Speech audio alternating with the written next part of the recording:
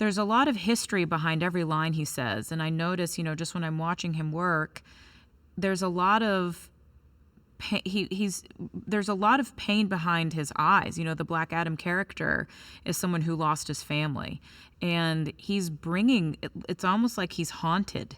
He's haunted by the devastation of his family and the loss of what he had. And it's really beautiful to see he's an anti-hero superhero, and the way he is bringing all of this pain, but he also juggles it in a way it's kind of hard to describe. Like, it's super light at the same time. So it's like he has these moments where he can be really heavy, and it can be very sort of haunting what's going on inside of him. And then there are other moments where he can be sarcastic as hell and throw a joke down in the middle of nowhere. And, it's like, I'm not sure how he compares to the other superheroes in that sense, but just sort of that ability to juggle both of those things that are also so opposite of one another at the same time, I think is really cool to see.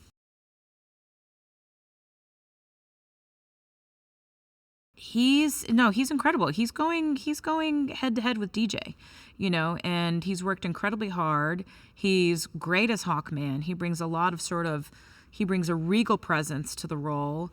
And he is Black Adam's equal is Hawkman. So those are pretty big shoes to fill, and he's doing a beautiful job with it.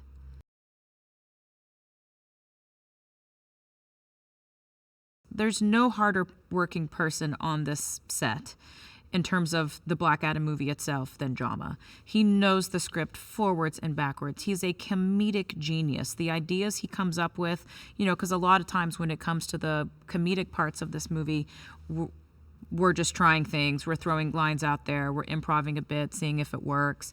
And 99% of those suggestions that land are coming from Jama.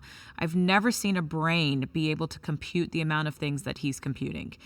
So it's like, I have so much admiration for him. I told him the other day, I said, I just want you to tell your mother I'm praying for you because he's doing so much, and he's carrying this entire movie on his shoulders, and I think he's going to crush it. It's like, I'm not sure how this movie would come across in the hands of somebody else, somebody who can really balance those super serious moments with the super comedic moments on this kind of majestic scale. And the way he and Larry are shooting it, I mean, it's just, on top of that, I think it's just going to be visual eye candy. I think it's going to be so beautiful, something so vast like Lawrence of Arabia, just the vastness and the scope of it all.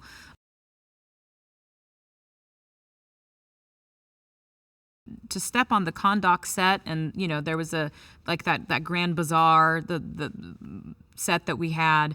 I mean, it's make-believe at its finest. It's like when I was a little girl watching Indiana Jones and wanting to play in that world. Like, that's what I have now. I mean, it makes your job as an actor so much easier because you don't need to believe anything. It's right there in front of you. And they left no detail went unnoticed. I mean, there's, in all the different stores in the downtown Kondak Center, like, all of them had names, all of them had items inside. There's Diba's Fashion with, like, the latest shoes in the window. I mean, it was sensory overload, because you looked at around 360 degrees of you, and you were literally standing in this other world, and it's real.